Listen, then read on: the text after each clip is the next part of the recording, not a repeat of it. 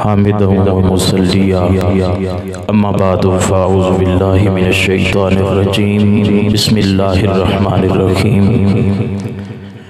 यक़ूलूना रब्बना इग़फ़िर लना व लिइख़्वानिना अल्लज़ीना सबक़ूना बिल ईमान सदक़ल्लाहु मौलानल अज़ीम व क़ालल्लाहु तबारक व तआला फ़ी क़ुरानिल मजीद वल फ़ुरक़ानिल हमीद इन्नल्लाह व मलाइकतहु युसल्लूना अलन नबी या अय्युहल्लज़ीना आमनू सल्लु अलैहि व सल्लिमू तस्लीमा अल्लाहुम्मा सल्लि अला सय्यदिना व मौलाना मुहम्मदिन व अला आलि सय्यदिना व मौलाना मुहम्मदिन व बारिक व सल्लिम व सल्लि अलैहि मिलके बावाज़ बुलंद दुरूद पाक अस्सलातु वस्सलामु अलैका या सय्यदी या रसूलल्लाह व अला आलिका व सहाबिका या सय्यदी या हबीबल्लाह। जड़े कहंदे सी मरांगे नाल तेरे अज उन्हां भी बाजियां हारियां नी। जड़े कहंदे सी मरांगे नाल तेरे अज उन्हां भी बाजियां हारियां नी। जड़े तरसदे सन दीद नूं दिने राती अज उन्हां भी बारियां मारियां नी। ते खजाने जदा बाग च वाल खोले पंछी उड़ गए बार उडारियां नी। मुहम्मद बूटिया झूठी जग सारा इको कमली वाले दियां सच्चियां यारियां नी। हमदो सलात के बाद इज्जत व एहतराम के लायक स्टेज पे तशरीफ फरमा हजरात उलमाए किराम नात खाना ने शीर जुबान। आज हम भाई रफीक साहब की जोजा मरहुमा की इसाले सवाब की इस महफिल में जमा है और जरा इस बात पे गौर करते हैं कि हम जो मोमिन मैयत के लिए दुआ करते हैं ये दुआ किस तरह मरने वाले तक पहुंचती है और अल्लाह उसकी मग़फ़िरत फरमाता है।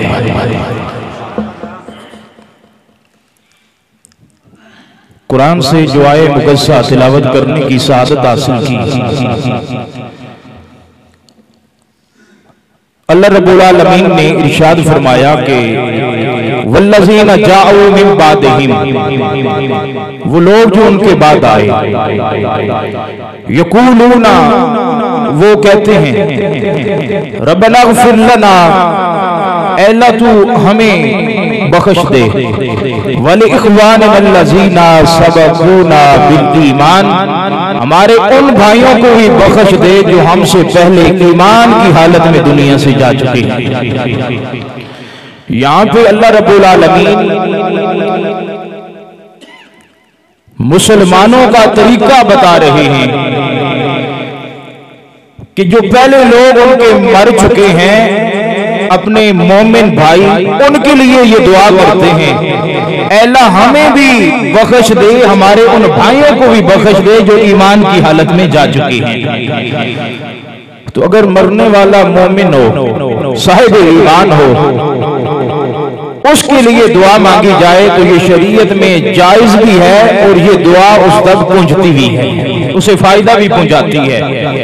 और मरने वाला अगर मोमिन ना हो, साहिब ईमान ना हो, फिर न शरीयत में इजाजत है कि उसके लिए दुआ मांगी जाए, बल्कि ये हराम है फिर काफिर के लिए, बेईमान के लिए दुआए मग़फ़िरत करना, नमाज़े जनाजा पढ़ना, ये हराम काम है, मना है शरीयत में।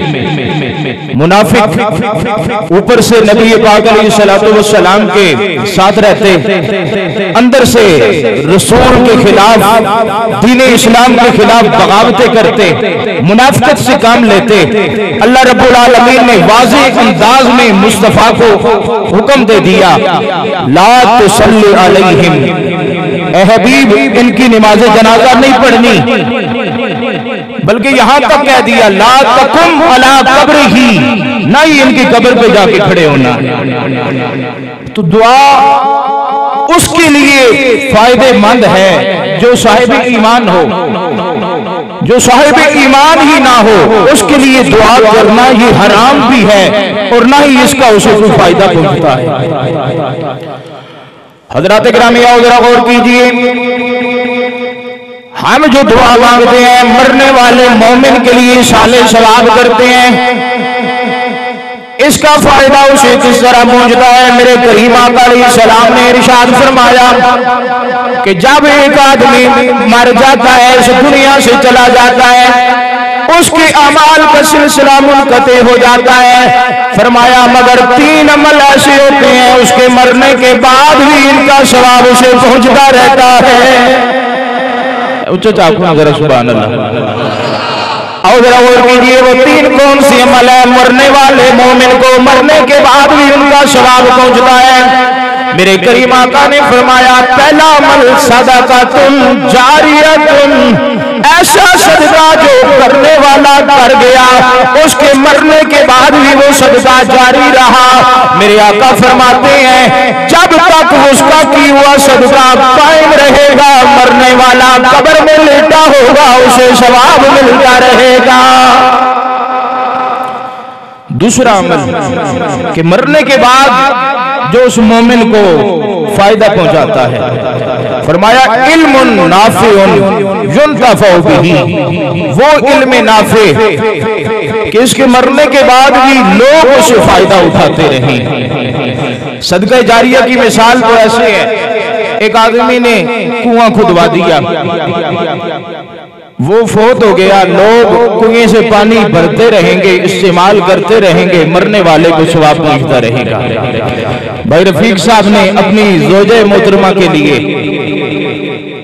मस्जिद में पानी का एहतमाम करा दिया। मस्जिद जरूरत थी अर्रहमान नूरी मस्जिद में पानी की, इन्होंने माशाअल्लाह वहां पानी का इंतजाम कराया। अब इस चीज का सवाब इनकी ज़ौजे मोहतरमा को कब्र में मिलता रहेगा। और दूसरा वो इल्म नाफे, लोग जिससे बाद में फायदा उठाते रहे। एक आलिम दीन था, मदरसा उसने कायम कर दिया, फोत हो गया, लोग पढ़ते रहेंगे और उसका सवाब उसे कब्र में मिलता रहेगा। कोई आलिम दीन किताब लिख गया, फोत हो गया, मज़ार में चला गया, लोग वो किताब पढ़ते रहेंगे, हिदायत पाते रहेंगे, कब्र में उसे सवाब पहुंचता रहेगा। तीसरा अमल मरने के बाद जो मरने वाले मोमिन को कब्र में पहुंचता है। मेरे आका अलैहिस्सलाम ने फरमाया वलदुन सालिहुन यदऊ लहू, फरमाया वो नेक औलाद जो मरने के बाद अपने मरने वाले वालिद के लिए दुआ करती रहती है। पता ये चला कि बंदा मर गया, ऐसी औलाद छोड़ गया जो मरने वाले के हक में, अपने वालिद के हक में दुआ करती है, तो ये दुआ भी उसे कब्र में पहुंचती रहती है। तो अपनी औलादों की ऐसे तरबियत कीजिए, एक तो उन्हें दुआ मांगने का तरीका सिखा के जाएं और दूसरा उन्हें ये बता के जाएं कि जब मैं मर जाऊं तो मेरे लिए दुआ भी करनी है। ये हदीस से साबित है। तो अगर ये आप काम उन्हें सिखा के जाएंगे, आप मर जाएंगे, वो दुआ करते रहेंगे, इसका सवाब आपको कब्र में पहुंचता रहेगा। और हुजूर ने फरमाया कि जब मैयत कब्र में जाती है, उसकी मिसाल ऐसे होती है जैसे एक आदमी पानी में डूब रहा होता है, एक तिनके का सहारा भी मिल जाए तो उसके लिए काफी होता है। हुजूर ने फरमाया कि मरने वाला वो भी उस डूबने वाले की तरह होता है और उसे अपने घर वालों की तरफ से दुआओं का इंतजार रहता है। और जब उसके घर वालों में से कोई बंदा उसके लिए दुआ करता है, हुजूर ने फरमाया कि दुनिया व माफिहा, ये सारी दुनिया जो कुछ इसमें है, इस सब से उस मुर्दे के हक में ये ज्यादा बेहतर होता है। सारी दुनिया उठा के अगर उस मुर्दे को दे दी जाए, उसे खुशी नहीं होगी जितनी उस दुआ की उसे खुशी होती है। और ये दुआ पहुंचती कैसे है? हदीस में आता है कि जिब्रील अमीन एक तबक के अंदर, ट्रे के अंदर वो हदिया सजा के मुर्दे की कब्र पे जाते हैं और उसे आवाज देते हैं, ऐ साहिब कब्र उठ, तेरे घर वालों ने तेरे लिए तोहफा भेजा है। तो हजरात गिरामी, दुआ साहिब ईमान मैयत के लिए की जाए साबित भी है और ये दुआ उसे पहुंचती भी है। अब हमारे यहाँ होता ये है कि हम फातिह खानी में बैठे होते हैं, हम अल्लाह से उस मैयत के लिए मगफरत की दुआएं मांग रहे होते हैं। और तरीका क्या होता है, दीवार के साथ टेक लगा के बैठे हैं या तकिए के साथ टेक लगा के बैठे हैं और हाथ हमारे ऐसे हैं, यहां से हम इशारा कर देते हैं, बस दुआ हो गई खत्म। या थोड़े हाथ बुलंद किए तो ऐसे। तो अब अल्लाह से जब दुआ मांगनी है तो उसका कोई अदब एहतराम भी है, उसका कोई तरीका भी है। आप ये जो दुआ मांग रहे हैं ये उस बारगाह से मांग रहे हैं जो कायनात की सबसे अजीम तर बारगाह है। बंदा दूसरे से कोई चीज मांगे बड़े प्यारे अंदाज में मांगता है, रब से भी मांगने का एक अंदाज होना चाहिए जो उसकी शान के लायक हो। तो दुआ का अंदाज जो हमें हदीस मुस्तफा में सिखाया गया, आका करीम का जो सुन्नत तरीका है, एक तरीका यह है कि हुजूर नबी पाक अलैहिस्सलाम जब दुआ के लिए हाथ बुलंद करते, आपकी बगल की सफेदी नजर आ रही होती, यानी आप इस तरह हाथ बुलंद करें। अब कम से कम आप अपने सर से भी ऊंचे हाथ रखेंगे तब आपकी बगल जो है मसलन ये उसकी सफेदी नजर आए। तो हमने तो हाथ यहाँ पे रखे होते हैं जैसे उस मरने वाले के लिए एहसान कर रहे हैं, बस इतने से भी हाथ उठा दिए। तो ये अल्लाह की बारगाह से दुआ मांगने का तरीका नहीं है। तो एक दुआ मांगने का तरीका कि आप कम से कम ऐसे हाथ बुलंद करें और हाथ आप ऐसे बनाएं जैसे कशकोल होता है, ऐसे हाथ इकट्ठे करें और ऐसे कम से कम एक अंदाज ये है। दूसरा हदीस में जो अंदाज आया कि हुजूर जब दुआ मांगते तो आपके हाथ आपके कंधों के बराबर होते, तो कम से कम आप इधर अपने कंधों के बराबर यानी यहां तक हाथ बुलंद कर लें। और तीसरा ये भी है कि सीने के बराबर तो कम से कम आपके हाथ हों। लेकिन ये जो हमने अंदाज रखा होता है उधर फातिह खानी में बैठ के, या सिर्फ एक हाथ ऐसे और दूसरा ऊपर से ऐसे, तो ये कोई अंदाज नहीं। रब की बारगाह से जब दुआ मांगनी है तो अदब एहतराम के साथ, अल्लाह की बारगाह से अदब के साथ वो आप दुआ मांगे। ऐसे ही जब एक आदमी फौत हो जाए तो जितनी ज्यादा हो सके उसके लिए आप इसाले सवाब भी करें और दुआ का एहतिमाम भी करें। अगर आप उसे मोमिन समझते हैं तो उसके लिए ज्यादा से ज्यादा आप दुआओं का एहतिमाम कीजिए। हमारे सुन्नत वल जमात का तरीका अल्हम्दुलिल्लाह नबी की सुन्नत के मुताबिक है। तो हम कभी जुमरात के दिन लोगों को बुला के, हाफिज़ों को बुला के कुरान हकीम की तिलावत कराते हैं और मरने वाले के लिए ईसाले सवाब कर देते हैं, दुआ कर देते हैं। कभी कुल के ऊपर, कभी 40वें के नाम पे, कभी बरसी के नाम पे। तो जितना ज्यादा हो सके आप मरने वाले के लिए ज्यादा से ज्यादा दुआओं का एहतिमाम कीजिए। और फातिह खानी में भी एक ऐसा ही अंदाज होना चाहिए। बाहर अक्सर शहरों में जाने का इत्तेफाक होता है, बड़ा अच्छा लोगों का एक निजाम नजर आता है। मैं फातड़ गया, एक मेरे दोस्त उनके वाले साहब फौत हुए।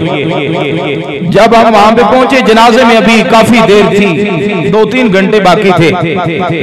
उनके मोहल्ले की जितनी बैठकें थी सारी बैठकें लोगों से भरी हुई थी और सारे लोग अल्लाह का कुरान पढ़ रहे थे। हमारे यहाँ तो ये होता है कि लोग एक जगह पे जमा हो गए और सारे बातें करते जा रहे हैं, वुजू भी नहीं होता और दुनियावी बातों में हम मशगूल होते हैं। तो अगर इसकी निस्बत ये अंदाज आप अपना लें, वुजू करके जाएं और वहां जो मैयत के लवाहिकीन है वो एक ऐसा इंतजाम करें, लोगों के बैठने की जगह हो, कुरान मजीद के सेट पड़े हों, जिन्हें अल्लाह तौफीक बख्शे वो बैठ के कुरान पढ़ते रहे बजाय दुनियावी बातों के। और जो नहीं पढ़े हुए वो एक जगह हो, वहां पे तस्बीहां पड़ी हों, गोटियां पड़ी हों, वो अल्लाह के जिक्र में मगन हो। तो ये फिर जब आप उसके लिए इतना हदिया कुरान की तिलावत की सूरत में, दुरूद पाक की सूरत में और जिक्र अज़कार की सूरत में जमा करके जब आप उसको दफन करेंगे और उस वक्त ये दुआ उसके हक में करेंगे तो वो मैयत आपसे बड़ी खुश होगी। तो अल्लाह पाक हमें एक इस्लामी अंदाज़ अज़ीज़ अपनाने की तौफीक अता फरमाए। वमा अलैना इल्ला